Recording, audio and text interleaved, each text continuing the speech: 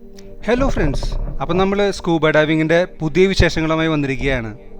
നമ്മളിന്ന് സ്കൂബ ചെയ്യുന്നത് ആൻഡമാൻസിലെ നീൽ ഐലൻഡിലാണ്.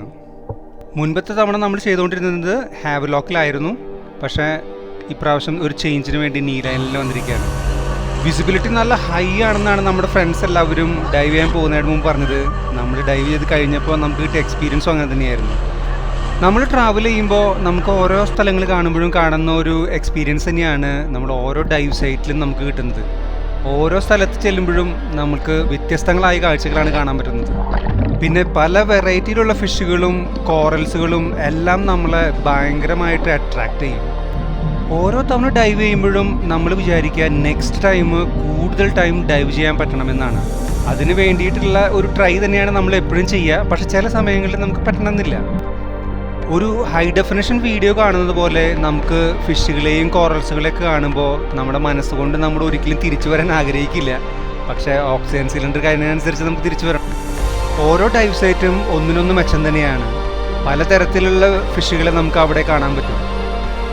വളരെ വലിയ വെറൈറ്റിയിലുള്ള ഫിഷ് ലൈഫ്സുകളെ നമുക്ക് ഈ വീഡിയോയിലൊന്നും ആഡ് ചെയ്യാൻ പറ്റിയിട്ടില്ലെങ്കിലും നമ്മൾ കണ്ടിട്ടുള്ള ഒരു ഫിഷുകളുടെ ലൈഫുകളും കോറൽ ലൈഫുകളും എല്ലാതും പരമാവധി ഞാൻ ആഡ് ചെയ്യാൻ ശ്രമിച്ചിട്ടുണ്ട്.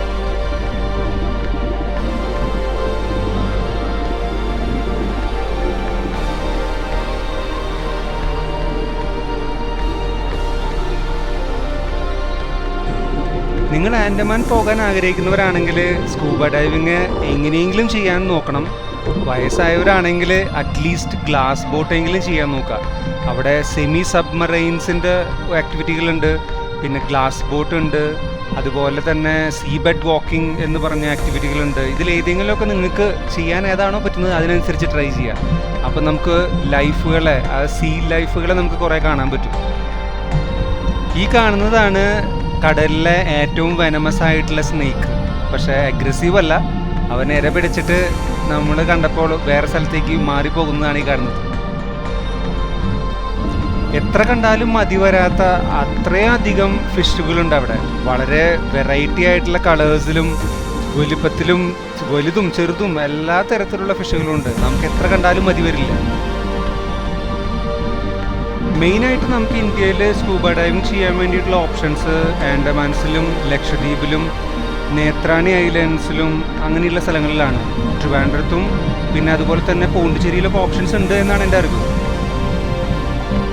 വിസിബിലിറ്റി എത്രത്തോളം ഉണ്ട് എന്നതിനെ ഡിപ്പെൻഡ് ചെയ്തിട്ടാണ് നമുക്ക് ഫിഷ് ലൈഫ്സുകൾ കാണാൻ പറ്റുക. അപ്പോൾ അതിനെ നോക്കിയിട്ട് ഡൈവ് സൈറ്റ് എപ്പോഴും സെലക്ട് ചെയ്യാൻ ശ്രമിക്കുക. നമ്മൾ ട്രാവലൊക്കെ ചെയ്ത് വളരെ മനോഹരമായ ഒരു സ്ഥലത്ത് നിന്ന് ആ സ്ഥലത്തിൻ്റെ ഭംഗി ആസ്വദിക്കുന്നത് പോലെ തന്നെയാണ് സ്കൂബ ഡൈവിങ് ചെയ്യുമ്പോൾ നമുക്ക് കിട്ടുന്ന ഒരു ഫീലിംഗ്. അവിടുത്തെ ഫിഷ് ലൈഫും അവിടുത്തെ കോറൽസും എല്ലാം കാണുമ്പോൾ ചിലപ്പോൾ അതിനേക്കാൾ ഏറെ നമുക്ക് മനസ്സുകൊണ്ട് സന്തോഷിക്കാൻ പറ്റും. അതിന് കാരണം വളരെ വ്യത്യസ്തമായ ഒരു സിറ്റുവേഷനാണ് കടലിൻ്റെ അടിയിൽ. നമ്മൾ എഗെയിൻസ്റ്റ് ദ ഗ്രാവിറ്റി എന്ന് പറഞ്ഞതുപോലെ പറന്ന് നടക്കുന്നതിനൊരു തുല്യമായിട്ടാണ് നമ്മൾ കടലിനടിയിൽ സ്കൂബ ഡൈവിങ് ചെയ്തു പോവുക.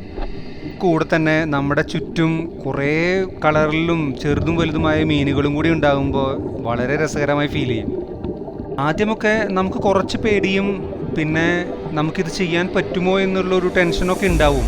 പക്ഷേ 1-2 പ്രാവശ്യം ചെയ്ത് കഴിഞ്ഞ് കഴിഞ്ഞാൽ നമുക്കതൊക്കെ മാറും. സാധാരണയായിട്ട് നമുക്ക് ഇന്ത്യയുടെ സമുദ്രത്തിൽ കാണാൻ പറ്റുന്ന ഫിഷുകളാണ് സ്റ്റിംഗ് റേ, മാൻഡ്രേ, മാർബിൾ റേ, പിന്നെ നമുക്ക് ഒക്ടോപ്പസുകളെ കാണാം. അതുപോലെ നമ്മൾ കഴിക്കണ GT, അതുപോലെ കുറേ മീനുകളെ നമുക്ക് കാണാൻ പറ്റും. ഇനിയും അടുത്ത വീഡിയോകളിൽ നമ്മൾ ട്രാവലിങ്ങിൻ്റെയും ഫിഷിങ്ങിൻ്റെയും സ്കൂബ ഡൈവിങ്ങിൻ്റെയും സൈക്ലിങ്ങിൻ്റെയും ഒക്കെ വീഡിയോസൊക്കെ ആഡ് ചെയ്തിടുന്നതായിരിക്കും. അപ്പോൾ പരമാവധി വീഡിയോകളൊക്കെ കണ്ട് സപ്പോർട്ട് ചെയ്യുക. പിന്നെ ഒരു കാര്യം നിങ്ങളോട് എനിക്ക് പറയാനുള്ളത്, never give up our dreams എന്നാണ്. നമ്മുടെ ഡ്രീംസിന് പുറകെ എപ്പോഴും ഓടണമെന്നല്ല ഞാൻ പറയുക, പക്ഷേ കുറച്ച് സമയം നമ്മൾ എപ്പോഴും ഡ്രീമിന് വേണ്ടി വെക്കണം. എങ്കിൽ മാത്രമേ നമ്മുടെ ലൈഫിൽ നമ്മൾ എൻജോയ് ചെയ്യുകയുള്ളൂ. അപ്പോൾ അടുത്ത ആക്ടിവിറ്റി എന്ത് ചെയ്യണമെന്ന് ഞാനിങ്ങനെ പ്ലാൻ ചെയ്തുകൊണ്ടിരിക്കുകയാണ്. അതിൻ്റെ വീഡിയോ അടുത്ത ഭാഗത്തിൽ കാണാൻ പറ്റും നിങ്ങൾക്ക്. അപ്പോൾ അത് കാണുന്നവരെ എല്ലാവർക്കും നന്ദി. Thank you.